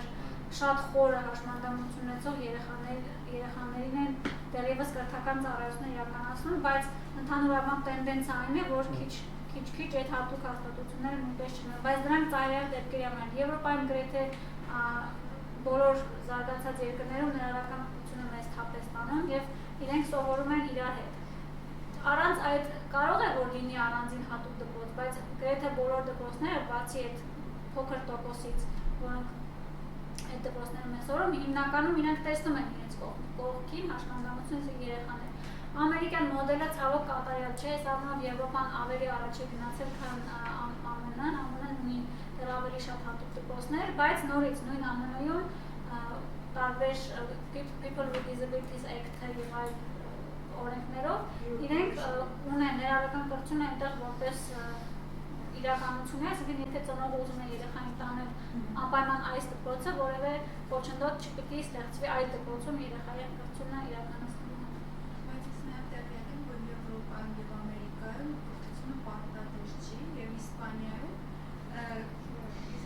Իսպանիայում 25% երեխաների անգլերեն է, քանի որ նախընտրում են դպրոց չգնալ, չեն վստահում դպրոցների եւ տանում են 25% կարծում եմ ձեր վիճակագրությունը այդքան էլ ճիշտ չի, ստուգեք, բայց վստահ եմ, որ 25% վիճակագրություն չի կարող ել, homeschooling-ի ԱՄՆ-ում, այո, տնային ուսուցումը որպես թույլատրելի տարբերակ կա, ես ընդհանրապես կողմնակից չեմ տնային ուսուցման, որտեղ տնային ուսուցումը անկախ մարդու կարիքից եւ ոչ կարիքից լրիվ թողնում է երեխայի սոցիալական հմտությունները այս կողմից, այդ երեխան կարող է ստանալ ծնողների կողմից հոյակապ կրթություն, բայց մտնի սոցիալական հասարակության մեջ եւ չի կարողանում շփվել եւ իրականում շատ homeschool երեխաներ, տնային ուսուցում ստացած երեխաներ, այս դեպքում արդեն հաշմանդամության մասին չեմ խոսում, ունենում են սոցիալական հմտությունների լուրջ խնդիրներ։ Գոնե եթե ԱՄՆ-ում homeschooling-ը իմ կարծիքով թույլատրելի է շատը կրոնական այդ ավետարանչական եւ այլ մեծ լոբինգի շնորհիվ, որոնք մտածում են, որ դպրոցներում պետք է էվոլյուցիա չսովորացնել, նահանգներ կա, որտեղ չի կարելի էվոլյուցիոն տեսություն սովորացնել։ ԱՄՆ-ն մի քիչ հետ է տարվում, ցավոք, ինչքան որ ես հավանում եմ իրենց բարձրագույն կրթական համակարգը, իրենց միջնակարգ համակարգը շատ է լոբինգի արդյունքում օրինակ ստիպված ինչպես կարելի է դարբինին սովորացնել դպրոցներում։ Եվ որոշ ծնողներ, որոնք գտնում են, որ դպրոցներում Շարքին կարելի այլընտրանքային տեսակետար։ Հա, այդ սխալելը մենք դառնում սովորեցնենք։ Այդ հարցով չեմ վիճի ձեր հետ, բայց ամեն դեպքում չի կարելի արգել է, չի կարելի արգել, եկեք չշեղմենք, ամեն դեպքում ուզում էի ԱՄՆ-ի զուտ օրինակը բերել, որ ԱՄՆ-ում որոշակի ծնողներ մտածում են, որ իրենց երեխան պիտի այնտեղ շատ վատ է, երեխաները սեռական կյանքին են շուտ սովորում եւ այլն, դպրոցները վտանգավոր են, տեղեր կան, թմրադեղեր կան, այդ լոբինգի արդյունքում ստացվում է որոշ ստատուստներ, որ իրենց մոտ թույլատրելի է։ Բայց Եվրոպայում ընդհանրապես բոլոր երկրներում կրթությունը պարտադիր է։ ԱՄՆ-ն միակ երկիրն է, որը չի ստորագրել երեխաների իրավունքների կոնվենցիան, բացի Սոմալիայից։ Համար ԱՄՆ-ի առումով չեմ կարող ասել, բայց մյուս երկրներում ինչի չի ստորագրել։ Երեխաների իրավունքների կոնվենցիան։ Սոմալիան եւ ԱՄՆ-ն երկու երկրներ են։ Իհարկե դեպքերը տարբեր են, ԱՄՆ-ն դեռ ուրիշ խնդիրներ կա չստորագրելու, այնպես չի, որ իրենք չեն հարգում երեխայի իրավունքները։ Եվ հետագա սոցիալական ներառման հնարավորությունը փաստորեն նվազում եւ բռնությունների չարաշահումների մասին եմ խոսել, փակ համակարգերում ընդհանրապես դուք բռնության եւ չարաշահման հավանականությունները խիստ բարձրանում են։ Եթե երեխան ինչքան էլ որ դնենք մեխանիզմներ պաշտպանության, բողոքարկման եւ այլն, փակ համակարգը ինքն իրեն ծնում է բռնություն եւ չարաշահում։ Դուք ինքներդ երևի հիշում եք մեր Մուբարաշենի դպրոցի դեպքերը, երբ որ բացահայտվեցին, ես վստահ եմ, որ այս վերջերս էլ ինքնասպանություն եղավ այնտեղ 12 տարեկան երեխա։ Ես վստահ եմ, որ դա միակ դպրոցը չի, որտեղ չարաշահումներ են լինում, ու չարաշահումներ են լինում բոլոր հաստատություններում, ոչ միայն Հայաստանում, այլև ամենտեղ, որտեղ փակ հաստատությունը ինքը համակարգ է, որը մարդկանց դարձնում է այդպես համաձայն, բայց եթե ծանոթ Stanford Prison Experiment-ին, Stanford համալսարանի բանտի փորձին, իրենք ընդհանրեն արել էին մի շաբաթ տևեց ընդհանրեն փորձ են արել սոցիալական գովազդով մարդկանց հրավիրել են, ինչ-որ մեկին ասում են դուք բանտապահներն եք, դուք կանոնավորներն եք, ինքն բանտապահներ հա ֆիլմ էլ կա դրա մասին, դաս էքսպերիմենտ ինչ-որ մի մարդիկ պատահական իրեն գիտեն, որ ոչ մի վատ բան այս մարդիկ չեն արել, ուղղակի հա մյուսներն էլ կան բանտապահներ ու ժամանակի ընթացքում այս բանտապահները, որ նորմալ մարդիկ էին ուսանողներ, կրթված, սկսում են այդ ճնշել բանտարկյալներին, սկսում են ասենք նվաստացնել, իսկ բանտարկյալները մտածում են փախնել, ընդ որում իրենք իրենց ոչ մեկ չէր ասում, որ իրենք չեն կարող ստորագրեն, դուրս գան, ասեն չեմ ուզում այն մասնակցեմ, բայց մտածում են արդեն կազմակերպեն, որ ոնց փախնեն։ Իսկ այդ մարդը, ով որ կազմակերպել էքսպերիմենտը, ասում է, հա, մերջի այդ բացասականը բարձրացնում է, երբ որ կան մարդիկ, ովքեր քեզ power relationship-ը ուժի հարաբերություն է ստեղծում։ Արդեն իսկ այդ համակարգերում մանավանդ եթե կան խնդիր ունեցող երեխաները, որ դու գիտես ում պիտի բողոքի, ոչ ընտանիք կա, ոչ ինչ-որ դուրս բանտի մասին չէ, եթե ուսումնական հաստատությունն է։ Չէ, այնտեղ էլ բանտ չէ, իրական միշտ որ բանտ չէ, ընդհանրապես էլ մարդը այն մարդը հայտնի է ուսումնական հաստատություն, որը ոնց ասած ապագա մանյակ չէ։ Հա։ Այսինքն դե համակարգը իրան 6 ամիսը մեկ ստուգի, 6 ամիսը։ Հասկանում եք, այդ prisoner experiment-ի մեջ նույնպես ոչ մեկ մանյակներ չեն, շատ նորմալ մարդիկ էին։ Չէ, որ արտնանում է, քանի որ ինքը ոչ մեկ չկա։ Ես այդ դժվար ասել, արտնանում է, թե ուղղակի առաջանում է, չեմ կարծում, որ այդ մարդիկ, ովքեր այդ էքսպերիմենտում էին, մանյակներ էին կամ պոտենցիալ։ Խնդիրը համակարգն է, համակարգը փակ է եւ հա ամեն փակ որտեղ տունը փակ համակարգ չէ եւ այն ընտանիքներում ովքեր ավելի փակ են միշտ բռնությունը ավելի շատ է քան այն ընտանիքներում որտեղ բաց է տունը փակ չի այնքան որ դու այն ընտանիքներում ովքեր տանից դուրս գնալ շփվել չբացատրել չի կարող հատուկ դպրոցները փակ հաստատություններ են այդտեղ քնում ես այնտեղ հաց ես ուտում եւ այնտեղ եթե ինչ-որ բան անում դու գիտես բողոքելու ոչ մի տեղ չունես եւ դա բերում է միշտ ես չեմ ասում որ բոլոր հաստատություններում համատարած բռնություն է տևում ուղղակի որ նայում ենք որտեղ նայում ենք հաստատ այն կաթոլիկ դպրոցներում գիշերօթիկ դպրոցներում աշխարհի բոլոր երկրներում փակ տարածք կապ չունի փակ տարածքի մասին փակ համակարգի մասին չի հետևում փակ համակարգի մասին փակ համակարգը ոչ ժամանակին չի ինչը որ ժամանակին չի հետևել ու չի հետևել ինչպես կարող ես հետևել օրինակ արդյոք մտավոր խանգարում ունեցող երեխաների դպրոցում տեղի ունեն բռնություններ թե ոչ ինչ տնես բայց այնտեղ դնես ուղղակի բանի փոքր իսկ զուգարաններում էլ կամ դնես ուզում ասեմ հասկանում եք չի կարող մինչև վերջ եթե դու այդ մարդուն տվել ես որ իրեն նայ իսկ աշխատանքը կամ չգիտեմ սոլուցիան պարտավոր է այդ մարդու պաշտպանես ես համաձայն եմ ձեզ հետ եթե կա համակարգը պիտի ապահովես հնարավորինս պիտի ապահովես հնարավորինս բայց ես ինչ եմ ասում փակ համակարգը ինքը ծնում է դա Ես չեմ ասում որ հնարավոր չի, մեխանիզմներ պետք է ստեղծել, եթե ստեղծել ես համակարգը, բայց մեկը վերջնական բացառել չես կարող, որտեղ ինչքան այդ համակարգերը ուղղակի բերում են նրան, որ ինչքան են մեխանիզմը լավ լինի, որոշակի համակարգերում հատկապես այդ խոցելի խմբերում, այդ երեխաները որ վախեցած են, չգիտեն եթե բողոքեն ինչ կլինի, հետո բա որ իրենց վնաս լինի, բա որ ծեծեն իրան նույնիսկ այդ կարգի համակարգերում, որտեղ նորմալ թվում է թե նորմալ մարդիկ են աշխատում, այդ համակարգերը հաճախ ծնում են դեպքեր, որ չեն կարող ուղղակի բացահայտել։ Իրականում դեպքը կարող է բռնություններ չլինի, զուտ երեխեքի ռեսուրսների չարաշահում։ Ամերիկյան դպրոցներում ավելի շատ բռնություններ են։ Հա, ամերիկյան դպրոցներում միշտ 20 հոգի Ամերիկայում ընդհանրապես Ամերիկայում բռնությունները շատ են ու Ամերիկայում սոցիալական խնդիրները ահավոր շատ են։ Ես հիմա այդտեղ չեմ գնա, որ չշեղնեմ, բայց փակ համակարգերում համեմատած բաց համակարգերի հետ, օրինակ փակ դպրոցը եւ բաց դպրոցը մանկատուն է եւ ուղղակի մանկապարտեզը, միշտ բռնությունները ավելի շատ են լինում վիճակագրորեն, քան բաց համակարգերում։ Բաց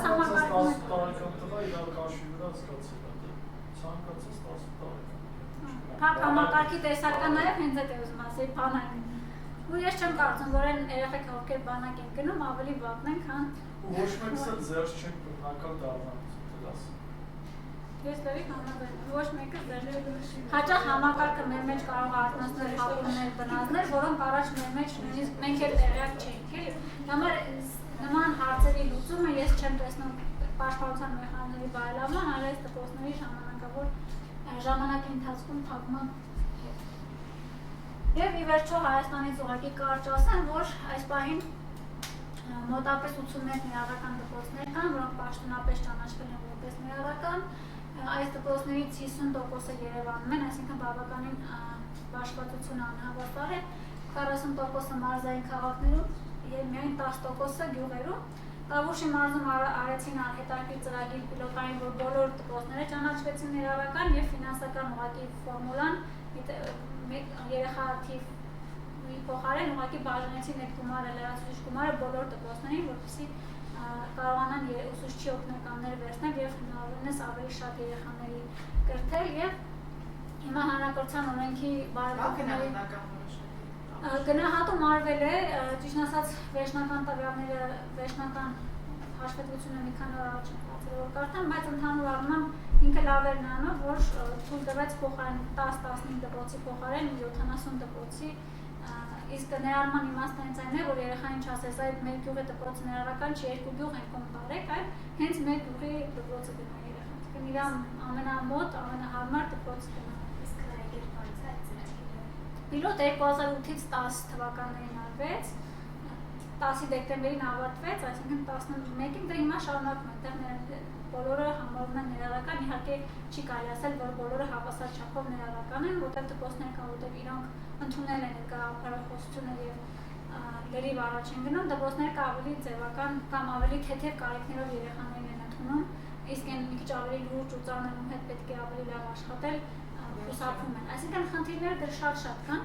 բայց ամեն դեպքում մոտ 1700 վկայագրված կարիքներով երեխաներ այդ դպրոցներում սովորում են եւ այսօր հանրակրթության մասին օրենքի բարեփոխումների նախագիծ կա, որով փորձ է կատարվում հանրապետության քիչ-քիչ իհարկե աշճանաբար հանրապետության բոլոր դպրոցները դարձնել ներառական, բայց այդ մասին հիմա չեմ խոսում։ Դա իհարկե թվերի հետևում նորից դեմքեր են, այս երեխան Տավուշի մարզում է, այս երեխան Երևանում է, շատ որոշ երեխա է եւ մի հատ թողանք իրենք խոսենք լավ, ավելի մեյլ թուն բացեց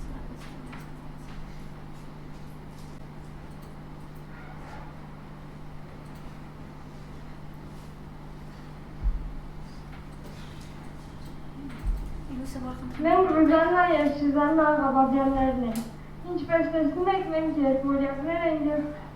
դուք եք ձեր առօրյա կյանքում նկատած կլինեք, որ երկվորյակների հետ կատարում են շատ զվարճալի դեպքեր կապված իրենց շատ նմանության հետ։ Եվ ես այդ առումով ուզում եմ պատմել մի փոքրիկ դեպք, որ նույնիսկ մեր ընտանիքի անդամներն են երբեմն շատ շփոթում մեզ և ընկնում ծիծաղելի իրավիճակի մեջ։ Իսկ հիմա ուզում եմ պատմել մեր կյանքի մասին, մեր 18 տարու կյանքի մասին։ Մեր կյանքի հենց առաջին փուլում մենք ունեցել ենք շատ դժվարություններ, կանգնել ենք շատ խնդիրների առաջ, ու ուզում եմ նշել, որ բժիշկներն անգամ հույս չէին տալիս, որ մենք կապրենք, նրանք ասում էին, որ մենք կունենանք ֆիզիկական և մտավոր խնդիրներ։ Այսինքն պիտանի չենք լինի կյանքում և ոչ մի բանի, բայց այսօր ի հակառակ դրան ես կարող եմ ասել, որ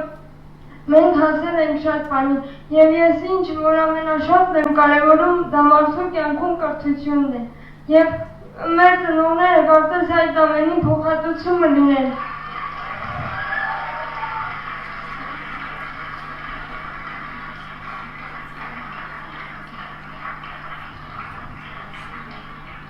Եվ մեր ծնողները կարծես այդ մեր դժվարին կյանքի փոխհատուցում լինեն և նրանք միշտ ամեն առումով մեր կողքին են եղել, աջակցել են մեզ ամեն հարցում և նորից եմ շեշտում ամենակարևորը մարդու կյանքում կրթությունն է և այսօր մենք ստացել ենք կրթություն և օրեր առաջ ավարտել ենք միջնակարգ դպրոցը, բայց բացի դա մենք ունենք կյանքում շատ նպատակներ։ Մենք նաև շատ է օգնել մի հասարակական կազմակերպություն Լույսի կամուրջը, մենք Լույսի կամուրջի շնորհիվ կարծես մեզ վերագտանք, մի այդ նոր ուժով մեզ տեսանք բոլորին հավասար։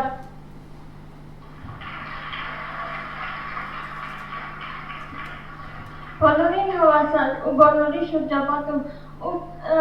ինքներս մեր մեջ կոտրեցինք այդ կարծրատիպերը, որ մենք նման չենք մյուսներին, իսկ այսօր ես վստահաբար կարող եմ ասել, մենք հավասար ենք և մենք նման ենք մյուսներին և նրանց հետ կարող ենք քայլել հասարակության մեջ, ապրել հավասարը հավասարի նման։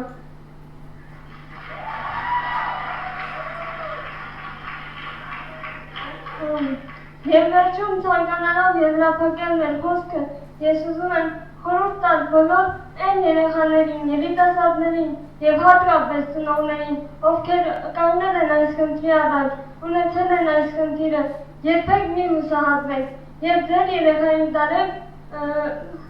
հասարակության մեջ, թույլ տվեք, որ նա վերագտնի իրեն, թույլ տվեք, որ նա ճանաչի իրեն, ոչ մի բան կյանքում պատահական չի լինում։ Սա էլ գիտեք որպես մի նոր հնարավորություն ձեզ վերագտնելու, ձեզ բացահայտելու համար եւ վերջում ուզում եմ եզրափակել մեր խոսքը իմ իսկ գրած բանաստեղծությամբ ժպտացեք միմյան, ժպտացեք աշխարհին, ժլատնի եղեք, այլ տվեք բարին։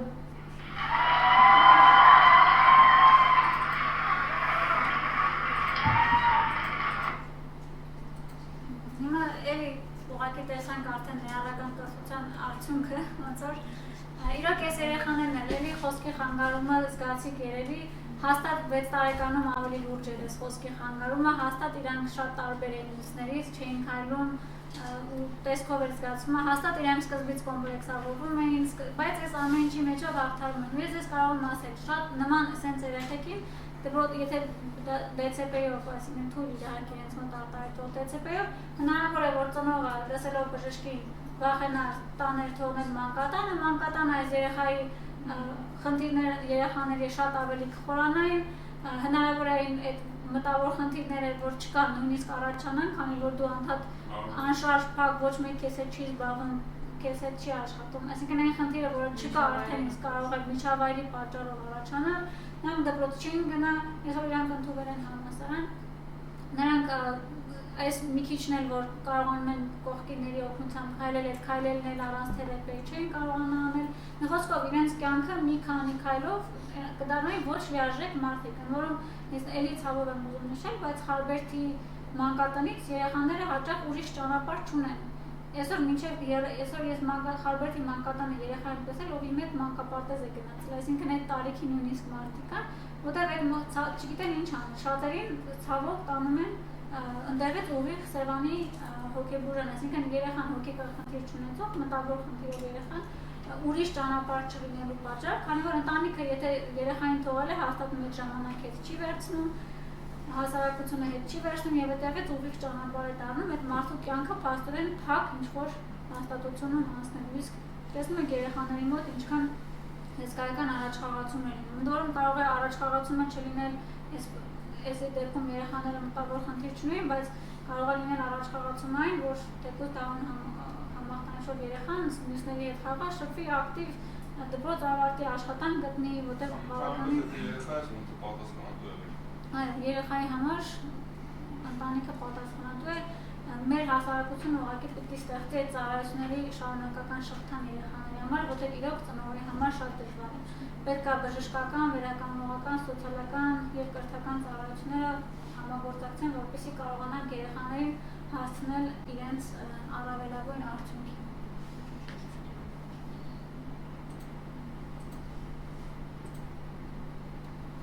Եվ հատուկ քայլեր, հետագա քայլեր ուղղակի կարող եմ ասել, որ ներառական կրթության զարգացման համար պետք է նախ հատուկ դպրոցների աշճանական փոխակերպում, ներառական դպրոցների, քանի դեռ հատուկ դպրոցները կան, միշտ կգտնվեն երեխաները, ում ներառական դպրոցները չեն ընդունի եւ կասեն տարեք այնտեղ։ Այսօր հատուկ դպրոցները ունեն էքսպերտիզա, այսօր հատուկ դպրոցները ունեն մասնագիտական կազմ, ովքեր պետք է կարող են վերապրոֆիլավորվել եւ օգնել իրենց իսկ աշակերտներին ներառական դպրոցներում։ Նույն այդ հատուկ մանկավարժները, հատուկ ծառայությունները տրամադրեն ոչ թե առանձնացված եւ մեկուսացված, այլ ներառական դպրոցի ներսում։ Ենթակառուցվածքների բարելավում, իհարկե կադրային քաղաքականություն լուրջ պետք է մասնագիտական ներուժի վրա դնել շեշտադրումը, արդյունավետ ֆինանսավորման մեխանիզմը եւ իհարկե այս գործը արդեն ձեր հետ կապ ունի իրազեկության բարձրացում։ Թե ընդհանուր հասարակության մեջ, թե հաշմանդամություն ունեցող երեխաների ծնողների շրջանում, որպես իրենք էլ իմանան իրենց իրավունքները։ Դեպքեր ունենք գիտեմ, որ դպրոցը առաջի անգամ հաշմանդամ հիմնականում, հաշմանդամ բանալը շուտ 10 տարվա առաջ պատմություն ասում, որ այդ ժամանակ այդպես չարություններ չկա, ու ամենից նորմալ է, ծնողները ոչ տարել էին հաստատություն, որ փոքր վախվանից էր եղել, այսինքն հոգեպես պատրաստ էր եղել, որ ոտներ ունեն դպրոց եղել, ու փողոցում խաղացել են նույն ձևի դպրոց, այսինքն ինքը որ ոտ չուներ բանով էր, հենվելով էր քայլել, դաժե նստելով չէ, իհարկե քայլել դիմում դպրոց։ Ոչ մի տեղ Ես միշտ չէր եղել, որ ուղղակի երեխան ոչ չունի, ինքը կարևոր ինքը համակերպել է, հասկացել է, որ ինքը չի տարվում, ուղղակի սենց ասած, դաժան այնց որ ինքս ասում կատակերեն ես սենց ասում, այսինքն իրան մեջ է ինքը ավելի շատ խնդիրը լուծում, ոչ թե բան։ Հա, ես որ նորմալ տեսնում ենք, որ by default ոնց որ բան չային, հենց այդ ձևը այն է, որ հասարակության մեջ երեխան պիտի ներառվի, արդեն դու երեխային չես նայում որպես տարբեր, հա, այդ երեխան ունի այդ առանձնահատկությունը, հենց կույր է, խուլ է, եթե դու կույրերը չվեք, կտեսնեք, օրինակ իրանք շատ նույնիսկ այդ թեմայով կատակ են անում, ասում են, օրինակ, վայ, ոնց քեզ չէի տեսեք, կամ դեմքը ծանոթ է ես։ Ես կատակն են անում, որևէ բան չես։ Շատ ավելի մեզնից ու Հա, իրենք, հա, պետք է չթերագնահատել, իրականում մենք հաճախ փորձում ենք պաշտպանել, այդ զգացումը կա, որ պաշտպանենք, առանձնացնենք, որ պաշտպանենք իրեն, էլի, բայց պաշտպանել պետք չի առանձնացնելով, պաշտպանել պետք է ներառել, իրականում, որտեղ ճիշտ է, իրանք կարող են հաճախ շատ ավելի ուժեղ գտնվել, քան մենք։ Եվ վերջում ուղղակի մյուս խնդիրները ես շատ են եւ դա համար չէի ուզում էի ֆոկուսացված մնալ կենտրոնացված մի խնդրի վրա, բայց եթե ուրիշ խնդիրներով հետաքրքրված եք, վերջերս Հելսինկի կոմիտեն արել էր հանրակրթական դպրոցներում դրամահավաքի մոնիտորինգ, այդ լինքը դրել եմ ընդհանրապես բռնությունը կրթական հաստատություններում կա, բայց որևէ ես լուրջ հաշվետվություն այդ առումով չեմ տեսել եւ կոռուպցիան բուհերում OSCE-ի ԵՀԿ-ի հարցումն է, որ էլի կարող է կարդալ, եթե հետաքրքրված եք այդ թեմայով, իսկ կոռուպցիան դպրոցներում թեմայով ես փնտրեցի իրականում, կար հարցում, բայց չեմ կարող ինչ-որ ISPC կազմակերպություն, բայց չգիտեմ արդյոք ինչքանով էր նորմալ հավաստի ինֆորմացիալի, որտեղ հիմա սոցիալական հարցում շատերն են անում եւ չեմ կարող ասել, որ բոլորին նման հավասարապես կարող են վստահել, գոնե այն կազմակերպությունները, ովքեր միգուցե լավն է, ամեն դեպքում կա, եթե Google-ով search տակ, մակի այնտեղ արդյունքները տրված էր, որ կոռուպցիայի տնօրենների մարդկանց կարծիքով կոռուպցիան այս տարի նվազել է, բայց ասենք չի ասում, քանի տոկոսներ ինչքանով կա, հա, կամ միջանշող կոռուպցիա, հա, իրականում են ծանոթ բարեկամ եւ այլ, այնպես է հարցը տրված, որ ասենք ոնց որ մի կերպ պատասխանես Այն ժամանակ եթե այսքան տոկոսն են կարծում, որ դպրոցում կոռուպցիա կա, հիմա այսքան տոկոսն են կարծում, բայց այդ կարծելը մի քիչ սուբյեկտիվ է ու չունենալով նաև չգտնելով օրիգինալ հաշվետվությունը չեմ ուզում էլի դա ներկայացնել որպես հետազոտություն։ Միգուցե եթե իմանայի հաշվետվությունը կարողանայի ասել լավն է թե չէ։ Բայց սա կոռուպցիան բուհերում ուսանողների շրջանում հասկացված հարցում է, ԵԱՀԿ-ն է կարող է կարդալ եթե հետաքրքրում։ Իսկ հիմա այսքանը, շնորհակալություն։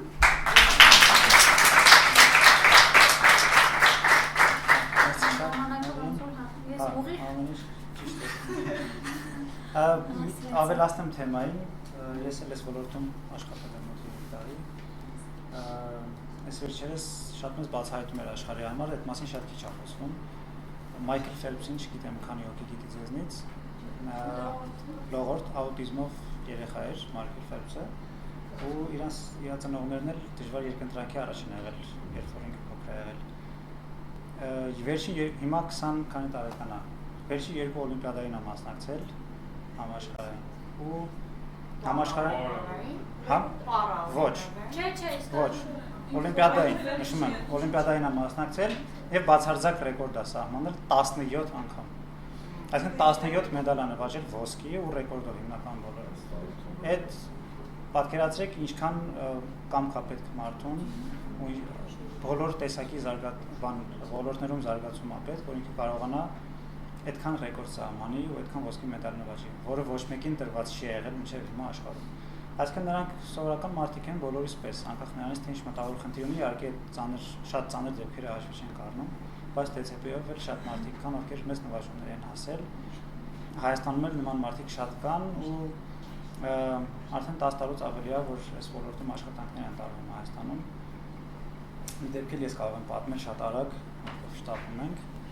Քանակեր Զեյթունում 2005-6 թվականներին մի մանկապարտեզ ենթակառուցվածքները փոխեցինք ու դարձեցինք ներառական, երբ ես իմանաց դեպքի մասին։ World Vision, հա։ մի տարի հետո արդեն սկսեցին արդեն հաշմանդամ երեխաներ գալ տարբեր տեսակի շեղումներով մոտ մի տարի հետո ծնողները մեծ աղմուկ բարձրացրեցին չէ մենք չենք ուզում որ մեր երեխաները սովորեն այդ երեխաների հետ ասենք շատ լավ եկեք Թաղապետարանում Զեյթոնի խորհրդակցություն հրավիրենք Թաղապետի մասնակցությամբ խորհրդակցությունը տեղի ունեցավ մասնակցում էին մանկավարժներ, ծնողներ եւ տարբեր ֆունկցիոներներ Թաղապետարանից խոսք գնաց ուրեմն ծնողները բաժանեցին երկու մասի մի մասն ասաց մենք դեմ ենք մի մասն ասաց մենք կողմ ենք որտեղ մեր երեխաները իրենց շատ լավ են զգում այդ երեխաների հետ ասին շատ լավ եթե խոսքը երեխաների մասին է եկեք մեզ դնենք մի կողմ տեսնենք երեխաները ոնց են մտածում հրավիրեցին երեխաների ու եթե չեմ սխալվում ոչ մի երեխա չեղավ որ դեմ արտահայտվեր այդ հաշմանդամ երեխաների հետ սովորելուն ոչ մի երեխա որում սոցիալական ճնշում չկար այդ երեխաների վրա ոչ ոք չէր ասել որ մենք դեմ ենք երեխաներին ուղղակի հրավիրեցին ու հարցրեցին իրենց կարծիքը այսինքն մենք մարդիկ ովքեր չենք սովոր չենք մեր շրջապատում տեսնել հաշմանդամների մեր համար շատ տհաճա շատ անգամ տհաճա առնվազն անսովոր է գտնվել միևնույն միջավայրում հաշմանդամների բայց այն երեխաները ովքեր հենց մանկուց իրենց համար դարձել է սովորական հաշմանդամ երեխա կողքին գտնվել է եւ սովորել է նաեւ դպրոցներում հետո արդեն բարդարձավ իրենց համար շատ նորմալ է այդ ոչ մի անսովոր բան չեն տեսնում այդ երեխեքը հաշմանդամի կողքին իրենց ու ավելին այդ հաշմանդամ երեխաները երևի ամենալավ ընկերներն էին մնացած բոլոր երեխաները որտեղ շատ ավելի մարդկային էին բոլոր հարցերում այսինքն ամենալավ ընկերներ իրանց այդ հաշմանդամ երեխաներն են ի վերջո հետո նրանցից մեծ մասը որդեգրվեցին ու շատ լավ ընտանիքներ գնացին այդ հաշմանդամ երեխաների մեծ մասը ինչի շատ օգնեց բնական է որ այսօր նրանք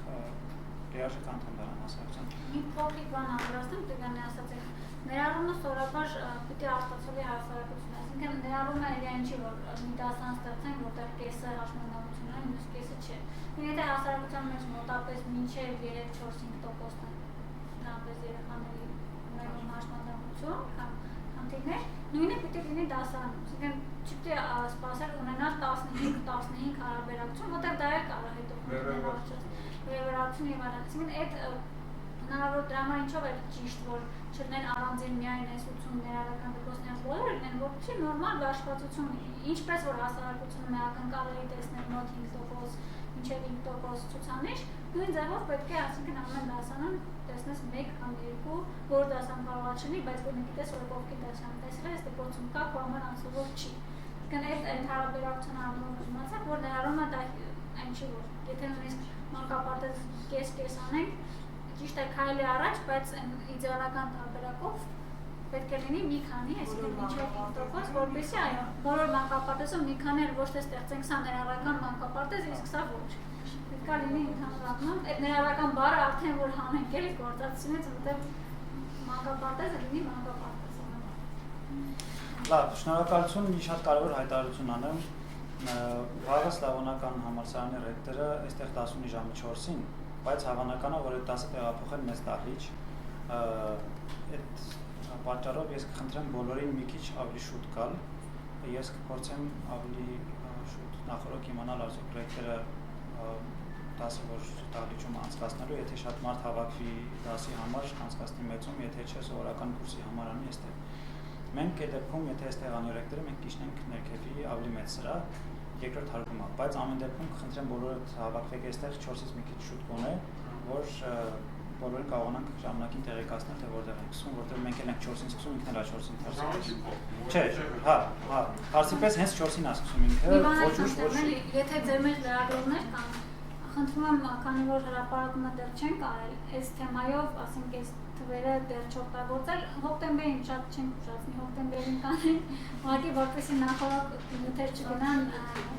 Այսինքն սոցիալական գովազդի մեջ կարող եք արտացոլել, որտեղ դա հետո է։ Մինչև անեք, մենք արդեն սա լոնչը արած կլինենք, խնդիր չի, նյութները շատ ուրախ կլինենք, եթե հոկտեմբերին անենք, որտեղ լավ թեմա է, ու հոկտեմբերին փորձելու ենք հնարավորինս շատ ուշադրություն դարձնել այս թեմային, իսկ նոյեմբերը նաև լինելու է հաշմանդամություն ունեցող մարդկանց մեկ ամսեկ, այսինքն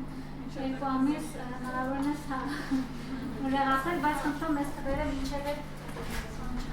Վաղը խոսել ենք բնապահպանությունից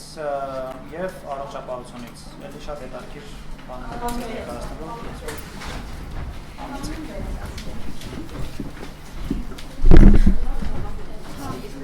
Այդպես